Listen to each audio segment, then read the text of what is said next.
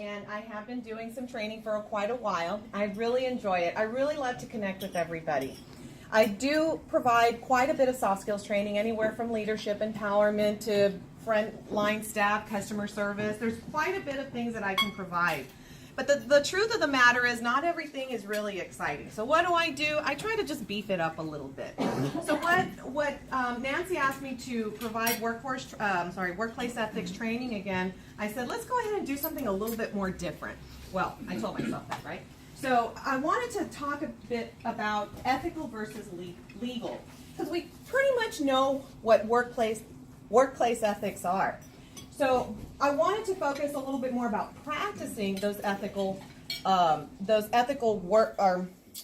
workplace ethics, having more of a sense of judgment, and how we can actually implement something that's going to work for our staff, for our environment. I wanted to add a little humor to what workplace ethics can, We usually find a lot of staff doing pretty much nothing. Am I correct? You usually have that one person that's going, and somebody else doing nothing. I'm going to give you a little, another side of what I do. I am what's called a physician relationship manager for the Valley Baptist Health System. I love it. So weekly, every day, I'm a physician liaison, but I also work with office managers, and I also work with human resource managers in different aspects, different types of environments. And one of the things that I always find is that there's a lot of complaining going on about staff. So realistically speaking, we all know what workplace ethics are. Man, it's a tongue twister today. So one of the things that I thought about when it comes to workplace ethics, workplace ethics are the underlying actions between the staff or between staff that can be the subconscious result of one's character. So that's quite a mouthful. Can anybody tell me what you think that means? Workplace ethics are the underlying actions, something that's done below the radar among staff, okay? And it can be the subconscious result of one's character. Why one's character? The real me. Everybody's different. Everybody has a different type of way of thinking. Am I correct? And it's hard to kind of place everybody in, little circles because everybody's different. So, subconscious, why subconscious? If somebody's doing something right, it's because they normally it's a natural instinct. Subconscious mind means that you're doing something without really thinking about it, okay? So, result of one's character. Can you think about that one person, okay? That one person that's always doing something right in your workplace. Jeez. One person. One. Yeah, that one person. Now let's think about that person's character. Are they nice? Are they friendly? Are they a team player? So you can actually kind of see where I'm coming from, right? Yeah, team players, somebody with a great personality. You're going to see them as somebody doing ethical things in the workplace. Well, I'm going to this workforce. This was in 2013.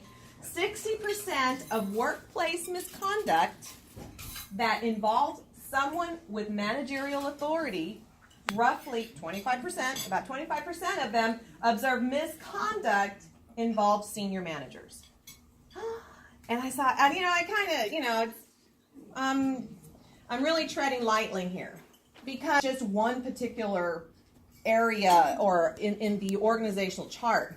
I'm sure we've seen it from senior managers or administration all the way down to the frontline staff. Nobody is excluded, okay? Everybody can think of somebody that is not doing something right. Am I correct? Okay. So, let's go ahead and move on to determining what's the difference between ethical and legal, okay? First of all, ethical. You have a set of moral principles and values and expressing moral approval. That is kind of the definition of what is ethical. And legal, you have concerned with the law, established or recognized by the law. So when you take ethics, ethical and legal, you're basically just comparing morals and the law, right? So, but when we're talking about the area, if somebody were to tell you, because I've heard it said to me before and I really don't care for it, well, it's not illegal. Can a immoral action hurt the organization? Yes. How? The moral. Okay. So you're talking about the moral, just the whole, gosh, it just slipped my mind. Just the whole environment, right? It's the, geez, come on, help me on here. The morale, the company morale, thank you. Is a staff, right? As the community within the workplace, we create what is the organization. Am I correct? Or no, is that just a branding situation? For those of you who've been in marketing before.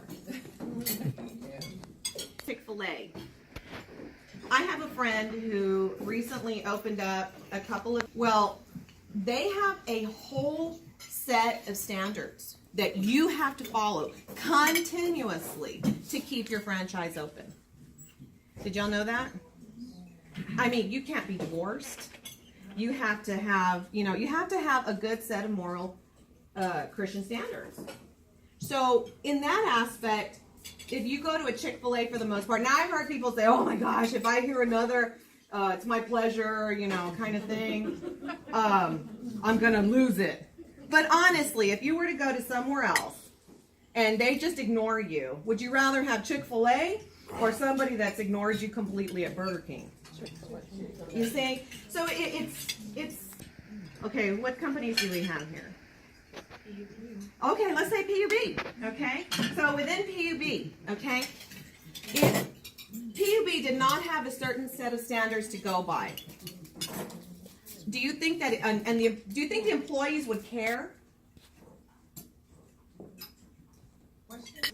So when I come, let me jump back to where I'm coming from. So workplace ethics, there we go again, tongue twister. Going back to morals, going back to the individual, as we talked about, credibility.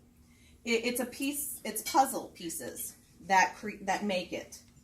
And all those pieces are put together by a set of codes and conduct. So why do I go there? Because there is something going on within the organizations that may not be working. So I want you to do a little bit of work for me today. So in the back, I have here what I am currently doing. I'll give it right back to you. Okay, in the back. Oh wait, I'm sorry, I missed a whole section. So let's talk about the ethical employee. We'll come back to that. I apologize. So an ethical employee is, and I just got the 5 most obvious ones. So we have dependable. An employee has to be dependable, right? That's an ethical type of employee. An ethical employee is honest, prompt, respectful, and truthful. Now, I want you to tell me, aside from these, what is your perception of an ethical employee? Do his her job. Does her job? Okay, so dependable. Okay, so we have honest. Aside from these, what else do you think an ethical employee looks like? Trustworthy. Uh-huh. Trustworthy, yes. Responsible. Yes, responsible. Very much so. Anybody else? Accountable, takes action for their own mistakes and doesn't make Accountability is huge. It's a very big deal. A lot of times I've seen throughout the years where managers don't hold employees accountable. And that actually reflects back on management. Did you know that? it is a huge, it's where errors occur quite a bit. Why do you think someone is not held accountable? Because an ethical employee, let's talk about management, okay? An ethical manager, if they do not hold their staff accountable, why do you think that is? Not enforcing it or. But why would they not enforce Because it? they are not accountable. Okay, but why? So it's kind of like making that circle. Yes, sir. So one that I've noticed is fear of confrontation. Fear of confrontation is huge. Another one? They might be doing it themselves. That is so. Going back to my little statistics in the back. Yes. And another one? You had another one. Or the structure in the company is just not clear enough. So That everybody is knows very, we're responsible. very true. So that's why when I first thought about the ethics in the workplace, I didn't want to just talk about what's ethical, because apparently you all know what ethical is. So we need to start thinking about what we need to work on to move forward in implementing these workplace ethics. Am I correct? So tell me those three again. First of all, you said Fear of confrontation. fear of confrontation. I'm going to use you. I'm going to put you as a little role model right here. Fear of confrontation. Why do why does management have fear of confrontation? Might be a good employee you don't want to lose. They might get upset and quit. That's one. Yes. They don't like conflict. They just don't like conflict. That's very true. Retaliation. Retaliation. Thank you. Retaliation is such a huge thing right now. And human resource managers are the ones responsible for making sure that retaliation doesn't happen. You know, and it's not really, I mean, administration is too. But when there is that sideline, when somebody feels like, oh my gosh, I can't go to anybody else, guess what? Human resource managers are the ones that are the safety net. Okay? And they're the ones that need to be just aware and let it be known that retaliation will not be tolerated. Okay? So number two. Okay, so let's go back to fear. There's a fear. Now, not only there's always that bottom hidden is also a reason or a product of not knowing. Talk about implementation. We've already talked about there's fear of not wanting to get it done. There's also another reason. Somebody said lazy. How many do you think that's true? Nobody wants to say anything. Everybody's thinking that one person in their minds, oh my gosh, she or he never does anything. But it's true. People don't want to. People get comfortable. And so they don't take any initiative. They don't want to stir the pot. They don't, it's comfortable. Going back to my little cartoon where that's impossible. Oh, nothing is impossible. Oh yeah, I know. I do it every day. I mean, we know those people that are in our workplace and who really don't make that initiative to do something. Am I correct? Okay. Any questions before I move on? Any comments? Okay. So let's move forward. Let's see here.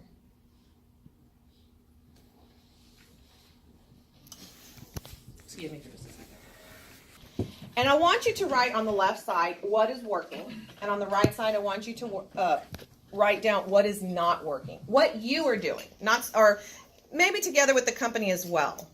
Does that make sense? Like, okay, we have no retaliation plan in place, or we have an anti-bullying, or we have training, or just go ahead and write that down.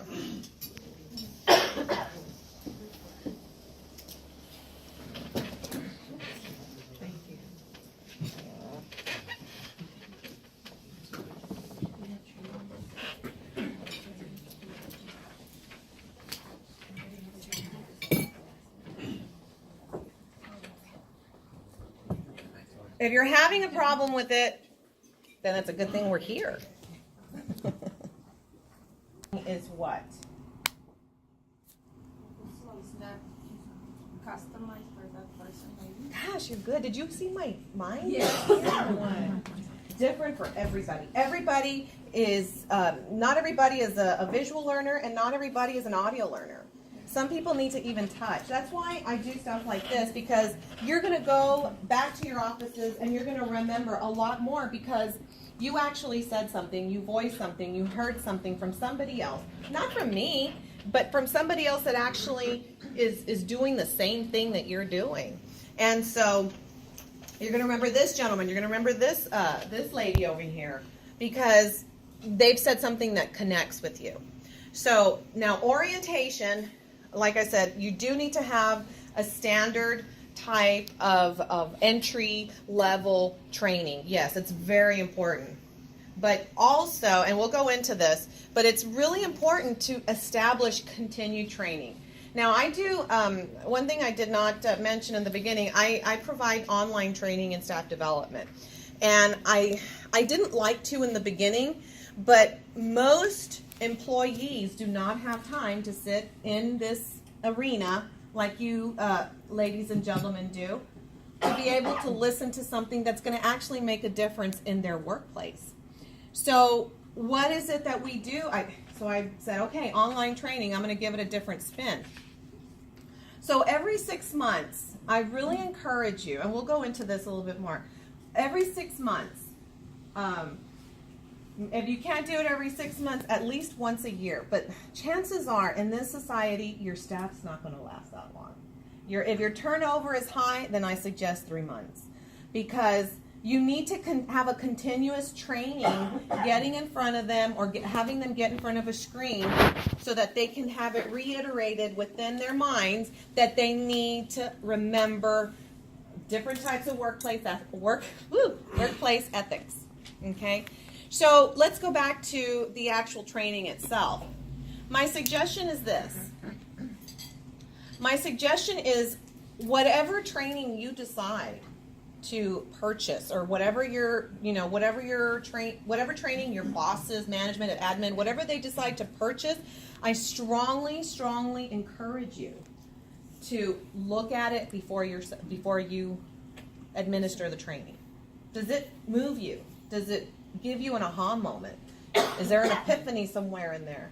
If not, don't. But I encourage you to look at it before you actually administer it. So, anybody else want to share what they wrote down?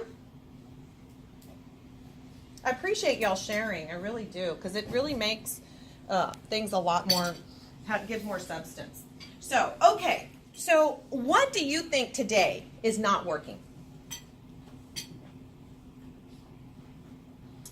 When we don't follow through, when we put an action plan and then we don't follow through with it. Why do you think we not follow through? And I say we. Because we're busy, or again, we're short people. If we let this person go, and what am I going to do to find that replacement? And Yes. there's a whole consequence. Budgets are tight, time is less.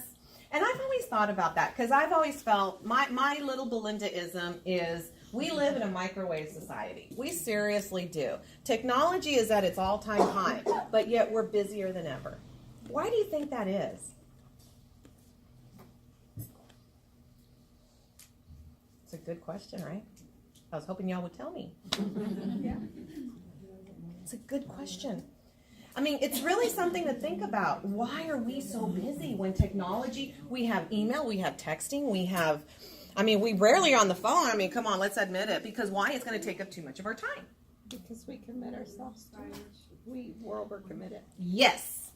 Yes. We are overcommitted to things. We find that, oh, wait, I can do a little bit more. And we're all guilty. I'm first to admit it. We all become overcommitted because why? Oh, well, I have time here. I have time here. I have time here. And another thing is we don't prioritize in a way, or we find what's actually most important and what's going to give us the best results. Because why? We're so busy. I have to have everything in my phone. Everything. From helping with schoolwork, or I have to make a toga for my little one, and I have to put it in my phone or I'll forget. It's really that crazy. And so, but the one thing that we have to do on a daily basis, and this is just simple time management, okay? And why do we need to know time management? because it's a domino effect. Time management produces extra time, which produces more accountability, which produces more observing of who's actually being ethical in the workplace. Does that make sense? Yeah. I'm not expecting everybody, including myself, to just woo out of here and know how to do everything. It's a continued process. It's kind of like a diet. And my son tells me all the time, Mom, it's a change of lifestyle. It is. It really is. And I encourage you to take a step forward and in baby steps to move forward for that time management success, so that we can actually not only just in the beginning show success, but have an end result of continued success. So time management in the morning, just like, what was it, Kirk Franklin? Anybody ever remember? I'm dating myself. Way back in the day when I was a real estate agent, there were these Franklin Covey books. And actually Stephen Covey was part of the ones who helped put it together. Y'all read Stephen Covey's books? Really encourage you to read them, especially as managers. Well, there was these time management books, and you would label them A, B, and C to let you know what was important. A was most important. B, if you can do it today, it's good. C, you can leave it for tomorrow or maybe even next week. So consider what you're doing. Not only that, think about what you're thinking about. Make sense? Think about what you're thinking about. What's on your mind? What are you consistently thinking about? Does that make sense? Because it's not just here, it's up here too. Okay, so let's move forward. Is going back to this gentleman over here, develop positive and productive relationships. And I think you also mentioned it. One of the first things, if you go in the back of your paper, on the bottom here, creating an ethics implementation action plan. The first thing you need to do is create a relationship.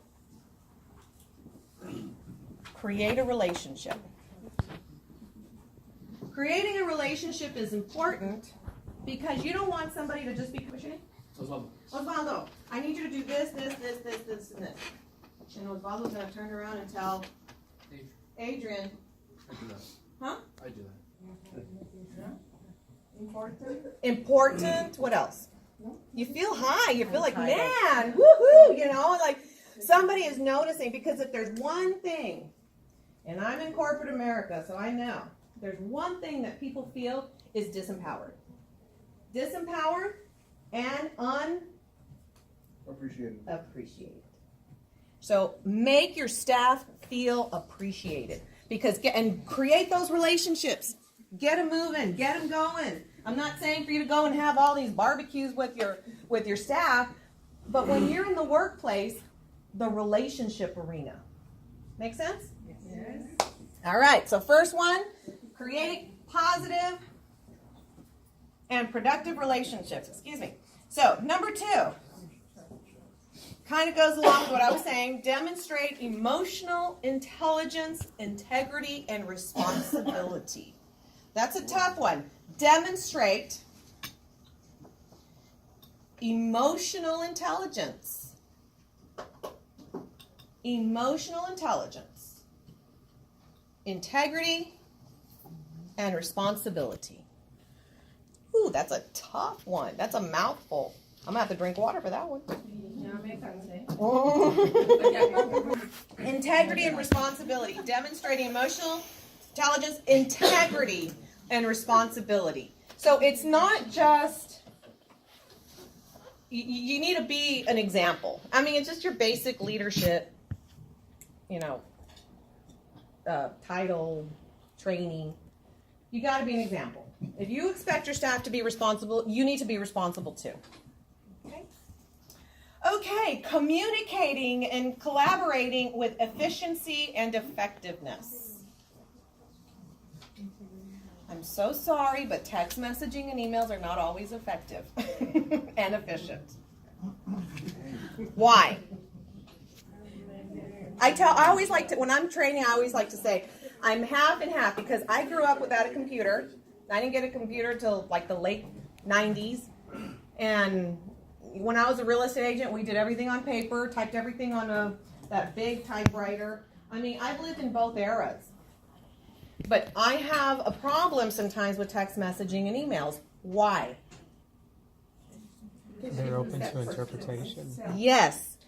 Open to interpretation, meaning they can be interpreted wrong. And there's actually, I have and I provided Manny with that training one time, a whole training on writing ethics. How you write an email. How do you write a text message without offending somebody? You know, it's really interesting. But sometimes an email, I know you got to do the protect yourself kind of thing. You know, I won't go into how they explain it, but I know writing is good, and it is. You got to leave a paper trail. But you also might have to put aside that email and make yourself humanized and stand in front of somebody and tell them something. Talk to them. Pick up the phone. Okay? So effective and efficient communicating is not always text or email. Okay, so consider that. I know y'all are thinking, oh, this woman's giving me more work to do. So, now, exhibiting creativity and innovation, having critical thinking and problem solving. Remember, you're the experts. So, critical thinking, helping someone out.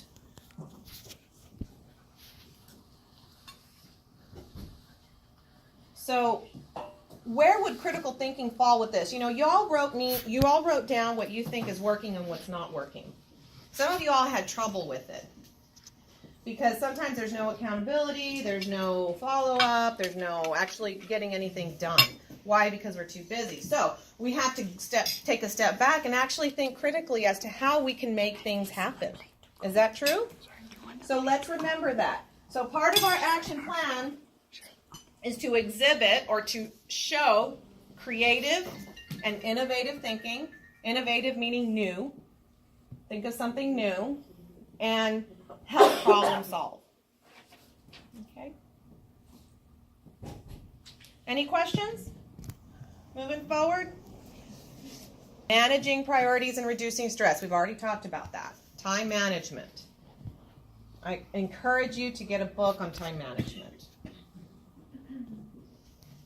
Time management will help you become more effective in your daily activities, responsibilities. Number 6, leading and serving others. I have a whole perception on what I think leadership is. There's some really great leadership gurus out there, and some of the older ones are Lance Secretan and Stephen Covey. Amazing men. Stephen Covey's no longer with us. John C. Maxwell, I know a lot of people might read John C. Maxwell's stuff too. And over the years of giving so much leadership training to me is more than just a skill. It's an internalized set of way of doing things. It's a totally different way of doing things.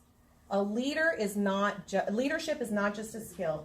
It's an internalized way of doing things. So when you're leading others and serving others, remember that. Okay? Lance Secretan actually said that leadership is when you become a leader, your whole job is to inspire and serve others. I'm not saying do people's work. But your job as a leader is to inspire and serve. Okay, moving forward. Committing to high standards and continuous improvement. What does that mean? It means saying, you know what? I'm going to do a better job. If it's not working like this, I'm going to do a better job. I am committing myself today to make a difference. What do we talk about dieting? It's a lifestyle change. Okay. And next and last, living a balanced, purposeful, and healthy life. Is it possible? Yes. It Time is. management. It is possible. Living a balanced, purposeful, and healthy life. Living a balanced, purposeful, and healthy life. How can we do that?